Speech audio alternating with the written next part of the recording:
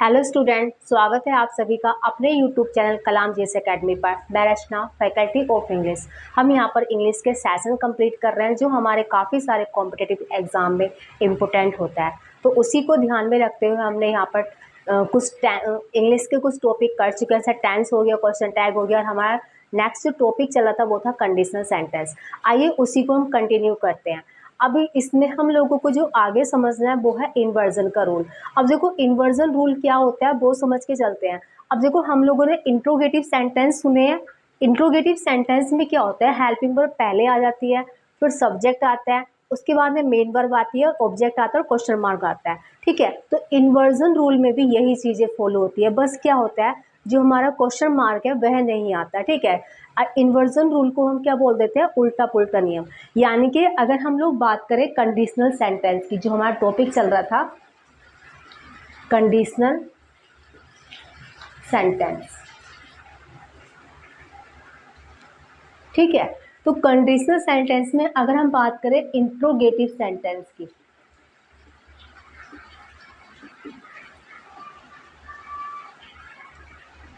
अगर हम बात करें इंट्रोगेटिव सेंटेंस में, तो इसमें क्या होता है, हमारा हेल्पिंग वर्ब पहले आ जाती है, उसके बाद में सब्जेक्ट, उसके बाद में मेन वर्ब, उसके बाद में ऑब्जेक्ट और क्वेश्चन मार्क। ठीक है, ये इंट्रोगेटिव का स्ट्रक्चर होता है। अगर मैं बात करूं इन्वर्जन के रूल की, ठीक है, इन्वर्जन का जो रूल होता है उसको हम बोल देते हैं उल्टा पुल्टा, यानी कि उल्टा पुल्टा नियम। ठीक है, इन्वर्जन के रूल को हम क्या बोलेंगे, उल्टा पुल्टा नियम। अब इसमें भी सेम वही रूल फॉलो होता है जो इंट्रोगेटिव में होता है, यानी कि helping verb plus subject plus main verb plus object. लेकिन इसमें क्या लगा होता है, क्वेश्चन मार्क लगा होता है। लेकिन उल्टे पुल्टे नियम यानी कि इन्वर्जन वाले रूल में क्वेश्चन मार्क लगा हुआ नहीं होता है। अगर क्वेश्चन मार्क लगा हुआ है तो वो इंट्रोगेटिव सेंटेंस होगा, और क्वेश्चन मार्क नहीं लगा हुआ है तो हमारा इन्वर्जन का रूल होगा। इन्वर्जन के रूल को ही हम क्या बोलते हैं, उल्टा पुल्टा नियम। अब देखो हमने यहाँ पर सेकंड कंडीशनल सेंटेंस पढ़े थे, तो उस कंडीशनल सेंटेंस में हमारा इन्वर्जन का रूल कैसे फॉलो होता है वो समझ लेते हैं। अब देखो हमने जो पढ़ा था उसमें कंडीशनल वर्ड था प्लस कंडीशन प्लस रिजल्ट।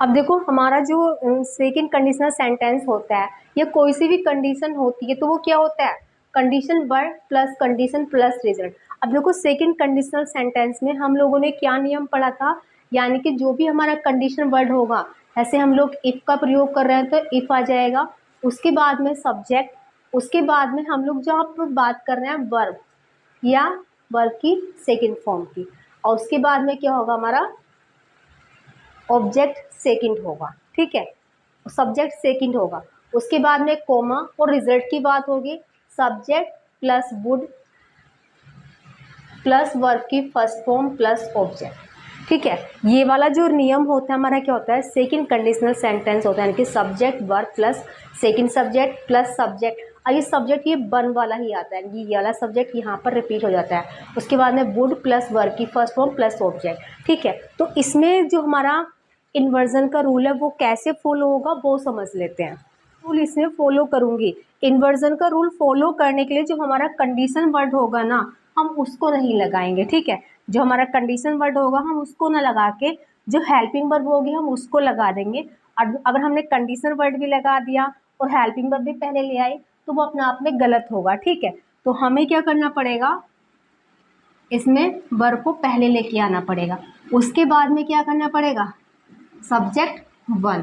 ठीक है, ये वर्ब पहले आ गया सब्जेक्ट वन, उसके बाद में क्या आ जाएगा, सब्जेक्ट सेकंड, और फिर से यहाँ पर क्या आएगा, सब्जेक्ट वन आ जाएगा, उसके बाद में प्लस वुड प्लस वर्ब की फर्स्ट फॉर्म प्लस ऑब्जेक्ट। ठीक है, अगर मैंने सेकंड कंडीशनल सेंटेंस में हमने इसमें क्या लगाया, इन्वर्जन का रूल लगाया, तो हमें किसी भी कंडीशनल वर्ड को यूज़ नहीं करना, बल्कि क्या करना है, जो हमारी मेन हेल्पिंग वर्ब, जो हमारी हेल्पिंग वर्ड थी उसको पहले ले आएंगे, उसके बाद में सब्जेक्ट पर, यानी कि जो पहले आना था वो बाद में, उसके बाद में सब्जेक्ट टू, सब्जेक्ट वन फिर से आएगा, वुड प्लस वर्ब की फर्स्ट फॉर्म प्लस ऑब्जेक्ट। एक चीज़ और ध्यान रखना है, यहाँ पे हमें ऑब्जेक्टिव केस भी मिल जाता है, तो उसका भी ध्यान रखना है, ये हमेशा सब्जेक्टिव केस में होगा ना कि ऑब्जेक्टिव केस में।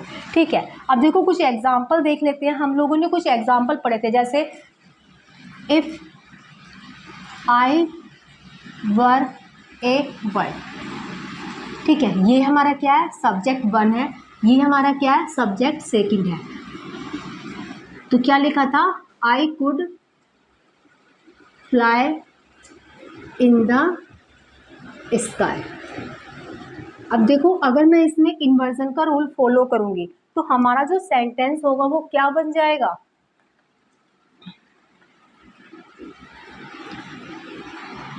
अगर हमने इसमें इन्वर्जन का रूल फॉलो किया तो सेंटेंस क्या बन जाएगा हमारा, हमें इस कंडीशन वर्ड का यूज नहीं करना है। ठीक है, तो ये हमारा जो वर है ये हमारा पहले आ जाएगा।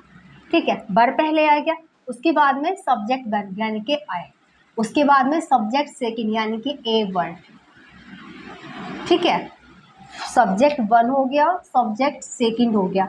अब फिर से हमें क्या करना है, कोमा लगा के सब्जेक्ट 1 को रिपीट करना है, I could fly in the sky. ठीक है, I could fly in the sky. इस सेंटेंस और इस सेंटेंस में कोई भी अंतर नहीं है मीनिंग की अगर बात करें सिर्फ। ठीक है, लेकिन इसमें इन्वर्जन का रूल फॉलो हो रखा है, इसमें हमने क्या कर रखा है, कंडीशनल वर्ड। अगर हमने इन्वर्जन का रूल फॉलो करेंगे तो हम कंडीशनल वर्ड का यूज नहीं करेंगे। अच्छा, कुछ एग्जाम्पल और देख लीजिए। इफ आई वर यू, अगर मैं तुम्हारी जगह होता, ठीक है, could not fight with anyone. ठीक है, ये हमारा सेंटेंस होता, अगर मैं तुम्हारी जगह होता तो मैं किसी से लड़ाई नहीं करता।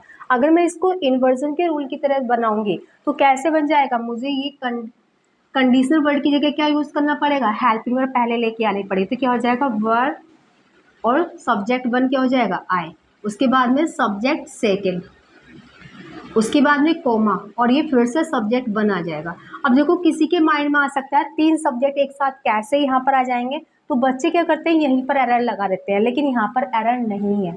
ठीक है, यहाँ पर क्या है, एरर नहीं है, क्योंकि हमने इसमें इन्वर्जन का रूल फॉलो किया है। सब्जेक्ट 1 यहाँ पर आ गया, उसके बाद में सब्जेक्ट 2। अब देखो, रिजल्ट वाला सब्जेक्ट यहाँ पर आ जाएगा, यानी कि फर्स्ट वाला जो सब्जेक्ट था, उसके बाद में हम क्या लिखेंगे, I could not fight with anyone.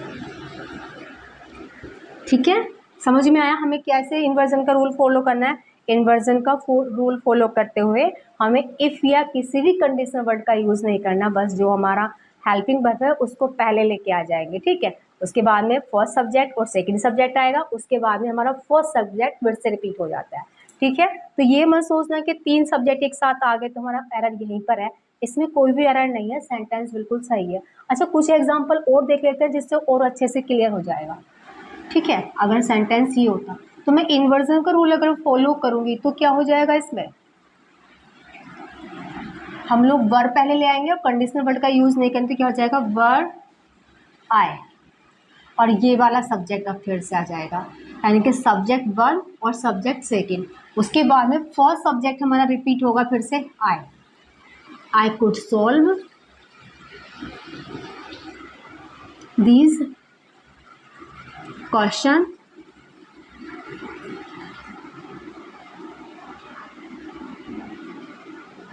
Easily. ठीक है, दोनों सेंटेंस में कोई भी अंतर नहीं है, बस इसमें इन्वर्जन का रूल फॉलो हो रखा है, उसमें कंडीशन वर्ड आएगा तो इन्वर्जन का रूल फॉलो नहीं करेंगे, इन्वर्जन आएगा तो हम कंडीशन वर्ड का यूज नहीं करेंगे। ये चीज़ आपको अच्छे से समझ के चलनी है। ठीक है, कुछ एग्जाम्पल और समझ लेते हो, उससे और अच्छे से क्लियर हो जाएगा। इन्वर्जन का रूल फॉलो करते क्या हो जाएगा, ये हैड हमारा पहले आ जाएगा, उसके बाद में आए एक कार, और ये वाला वर्ड फिर से रिपीट हो जाएगा, subject I go there, sorry, I would go there, I would go there by that car।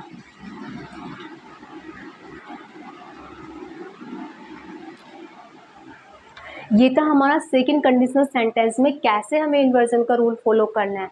ऐसे ही हम समझ रहे थे कि हमें थर्ड कंडीशनल सेंटेंस में कैसे इन्वर्जन के रूल को फॉलो करना है।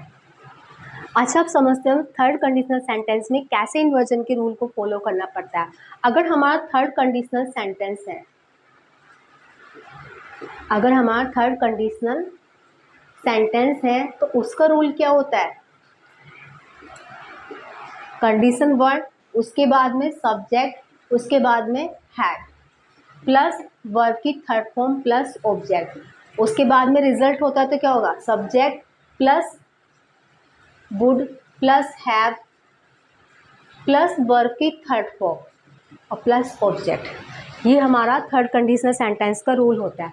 अगर हम इसमें इन्वर्जन का रूल फॉलो करेंगे तो क्या हो जाएगा, ये हैड जो हम पहले लेके आ जाएंगे, यानी कि हैड, और हमें कंडीशनल वर्ड का भी यूज़ नहीं करना है। उसके बाद में सब्जेक्ट वन यहाँ पर लेके आ जाएंगे, उसके बाद में हम लोग यहाँ पे क्या लेके आ जाएंगे,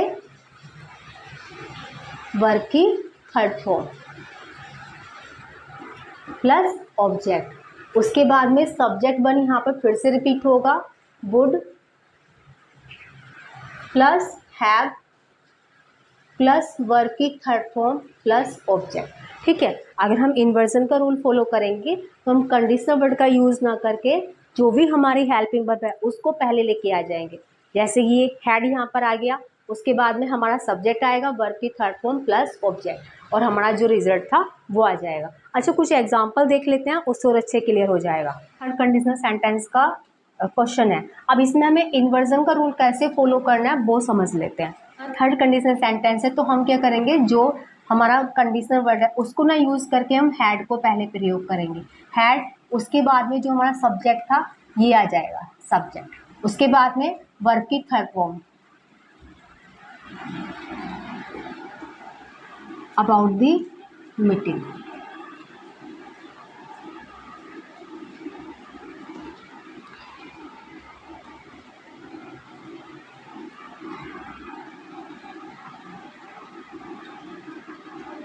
she would have attended